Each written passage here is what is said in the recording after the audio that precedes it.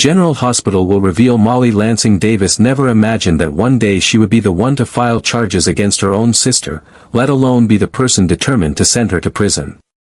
But when the truth came to light, every shred of trust she had clung to was shattered beyond repair. Kristina Corinthos Davis, the very sister Molly had tried so hard to forgive, had struggled to rebuild a relationship with after years of estrangement, was the person who had tampered with the brakes on Rick Lansing's car. The same Rick who was Molly's father. The accident had nearly cost him his life, and Elizabeth Baldwin's as well, leaving a deep, raw wound in Molly's heart. But what cut deeper than even that was the reaction of her mother, Alexis Davis, the woman she loved, respected, and looked up to, who chose to stand by Kristina's side, not out of a sense of justice, but out of a long-standing and deeply rooted bias that Molly had witnessed her entire life. The accident wasn't just a tragic incident, it was a criminal act. Seeing Rick lying unconscious in the hospital bed, machines keeping him alive, his body battered and broken, haunted Molly day and night. The image of Elizabeth, bloodied and bruised, barely hanging on, only reinforced the horror of what Kristina had done. Molly tried, in those first few moments of realization, to convince herself there must have been a mistake. But the evidence was undeniable.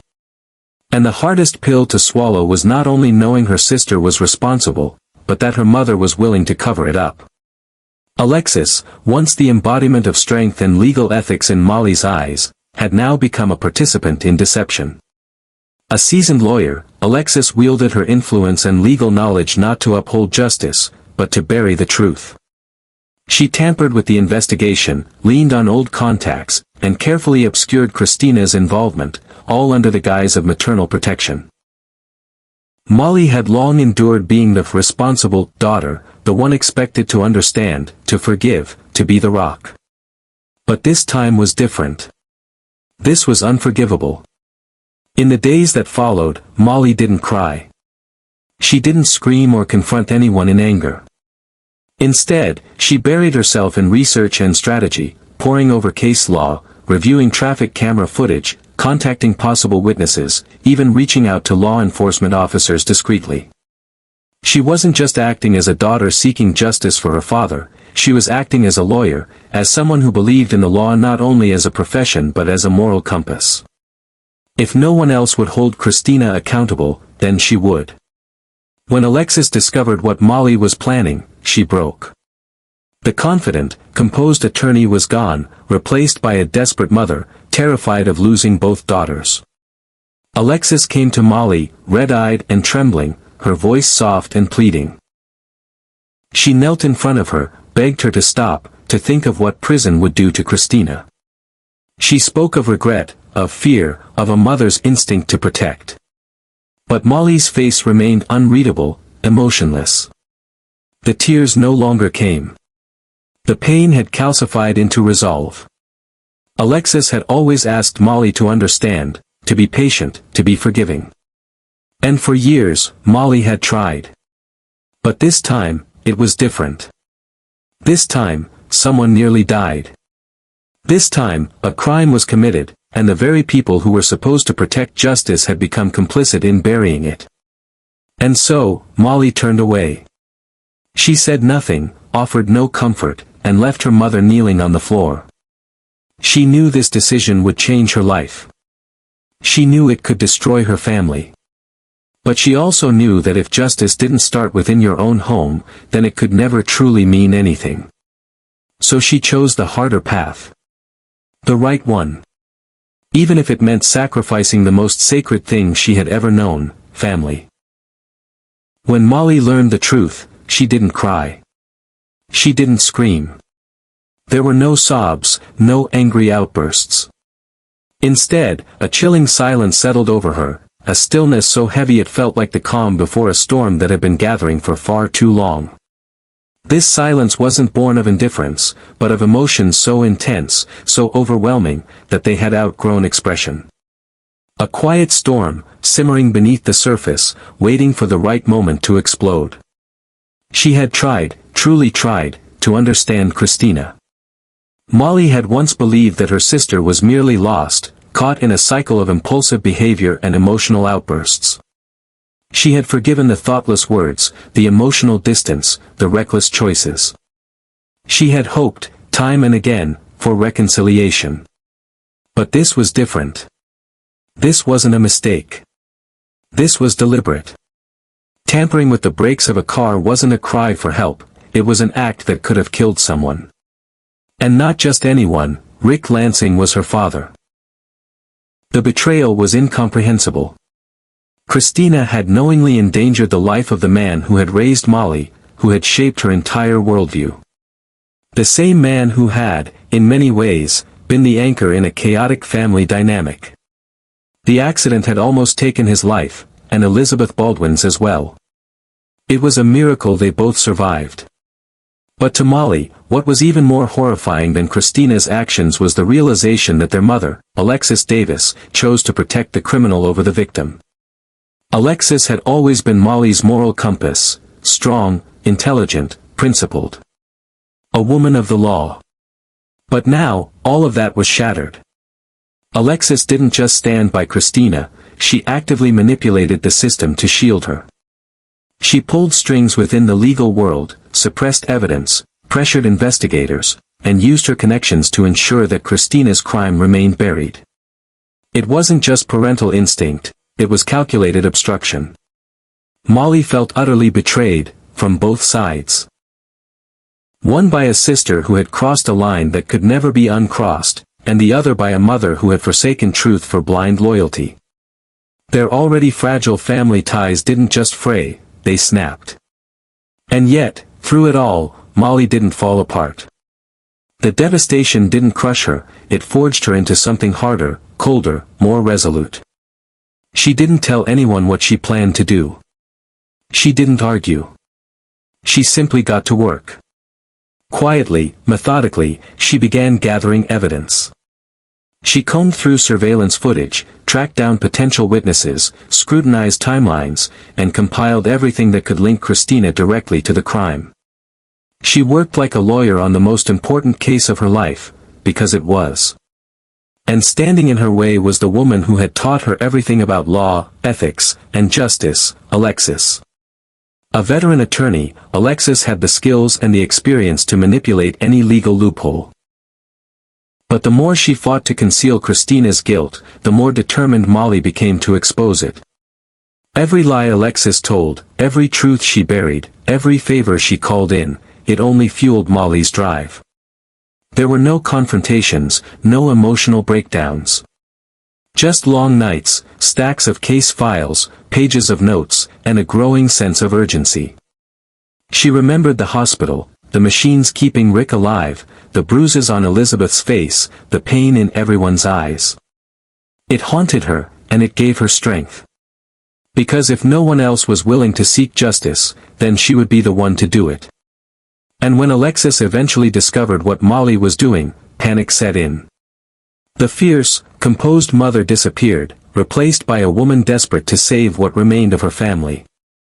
She begged Molly to stop, pleaded with her to think about what prison would do to Christina. But Molly remained unmoved. Her silence, once a sign of pain, had now become a declaration of purpose. She wasn't doing this out of revenge. She wasn't doing it out of anger. She was doing it because it was right. Because there are lines that, once crossed, must have consequences. Because justice isn't justice if it bends for blood ties. Molly knew this would break what little remained of her family. She knew the cost. But she also knew that some things, some betrayals, cannot be ignored. Some truths demand to be told, even if they tear everything else apart. And in the end, she would rather stand alone with her integrity than stay silent in a house built on lies. When Alexis discovered her daughter's intentions, she completely fell apart. It wasn't just the looming threat hanging over Christina that haunted her, it was the devastating realization that if the truth came to light, she herself could be facing legal repercussions for obstructing justice. Every move she had made in the shadows, every connection she had quietly pulled, every piece of evidence she had manipulated to protect her daughter could now be used against her. The law, which had always been her sword and shield, now stood poised to turn on her. Desperate and stripped of all composure, Alexis sought out Molly, not as a mother coming to reason with her child, but as a woman drowning in fear, pleading with the only person who could stop what was coming. She didn't come armed with logic or her usual commanding presence. Instead, she came undone, her pride gone, her voice trembling, and her heart breaking with every step. In a moment of complete vulnerability, Alexis dropped to her knees in front of Molly. Her hands, once steady and sure in the courtroom, now trembled as they reached for her daughters. She clutched them as if holding on to the last thread of hope, tears streaming uncontrollably down her face. Her words were choked, fragmented by sobs, begging Molly to let it go, to think of Christina not as a criminal, but as family, as a sister. But Molly's eyes didn't soften. She looked at her mother with a gaze stripped of all warmth. There was no anger, no bitterness, just a chilling detachment. The storm inside her had long passed. What remained was cold reason and a relentless hunger for justice. The woman kneeling before her was no longer the moral beacon of her life. She was now someone who had chosen to stand on the wrong side of right, all in the name of love warped by favoritism. Molly had nothing more to say. Her silence was more devastating than any accusation. She didn't pull her hands away, but she didn't return her mother's grasp either. She simply stood there, unmoved, letting Alexis weep at her feet, an image of complete emotional collapse. That silence spoke volumes. It told Alexis that she had already lost. That the daughter who once looked up to her with admiration had grown into a woman unwilling to compromise her principles, even for blood. Alexis had spent years choosing Christina, excusing her mistakes, shielding her from consequences, and turning a blind eye to her flaws. And now, that pattern had cost her the trust of the one daughter who had never asked for favoritism, only fairness. The moment froze in time, a mother kneeling, begging for mercy, a daughter standing, unflinching in her pursuit of justice.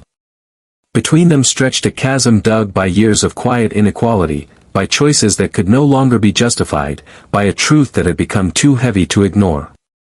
Molly was no longer the obedient daughter who once clung to her mother's teachings. She had become the embodiment of those very teachings, honesty, integrity, justice, even if it meant turning them against the woman who had once given them to her. And now, she would see this through to the end, no matter the cost. Because in her heart, she knew, justice doesn't bend for family. And sometimes, to truly do what is right, you must stand firm, even if it means standing alone.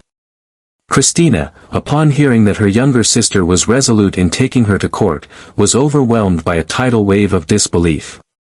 At first, she thought there must be some mistake, surely Molly, her quiet, thoughtful, forgiving Molly, couldn't truly mean it. The idea that her own flesh and blood would treat her as a criminal, that the sibling who once stayed up with her during sleepless nights and defended her during childhood fights, would now be the one demanding her imprisonment, was unthinkable. In Christina's mind, this was just another one of their many arguments that would eventually blow over. She was convinced that Molly, like every time before, would soften. That eventually, the guilt, the shared memories, the remnants of sisterhood, would rise to the surface and sway her resolve. After all, hadn't Molly always been the peacemaker? The one who saw the good even in Christina's worst decisions. The one who still reached out, even when Christina pushed her away. But this time was different. There was no reply to her texts. No returned phone calls. No late-night knocks on the door or whispered attempts at reconciliation. It was as if a wall had risen overnight between them, impenetrable, cold, and final. Molly hadn't just turned her back, she had walked into the courtroom of justice and closed the door behind her. At first, Christina tried to rationalize it. She told herself Molly was just angry and needed space. She'd come around, she always did. But when days turned into weeks and silence remained, the reality began to settle. The panic came next. She called repeatedly, left long voicemails, some teary, others defensive, many confused and rambling. She even tried going through Alexis, begging their mother to help mediate, to talk some sense into Molly. But Alexis, still paralyzed by guilt and her own crumbling facade, could do little more than shake her head with tearful helplessness. Christina couldn't believe the harsh, unwavering stance Molly had taken. She couldn't believe that Molly, the girl who once cried for her after every drunken fight with their mother, the girl who once said, "You're my sister, I'll always love you no matter what," could now look at her with nothing but cold detachment. Every effort Christina made to explain her actions was met with a brick wall of silence. She tried to argue that it had been an accident, that she hadn't truly meant for anyone to get hurt. She swore she was trying to send a message, not cause a tragedy. But none of that mattered anymore, not to Molly. Because for Molly, this wasn't just about an impulsive act. It wasn't about a damaged car or a reckless moment. It was about something much deeper, betrayal, the kind that shatters every fragile thread of trust painstakingly rebuilt over years. To Molly, Christina wasn't just a sister anymore, she was a perpetrator of a crime that nearly cost their father his life. And Molly, in her cold, calculated silence, had made her position clear. She was no longer the younger sibling begging for unity. She was a lawyer, trained, principled, and unshakable. She had chosen her path, not out of spite, but from an unyielding belief that justice must be blind, even to blood ties. Christina had become, in Molly's eyes, not a sister to be forgiven, but a defendant to be held accountable. And if the legal system needed a voice to speak on behalf of Rick Lansing, if the court needed someone to lay out the facts with clarity and conviction, Molly would be that voice. In Christina's growing dread, she began to understand what true isolation felt like, not because the world turned on her, but because the one person she had counted on to never walk away finally did. And worse, not in anger, but in icy, heartbreaking resolve. There would be no last-minute mercy. No shared tears on courthouse steps. No hand reaching out from across the courtroom to say, "I forgive you." There would only be the sound of a gavel, the cold echo of consequences, and the realization that this time, love was not enough to save her.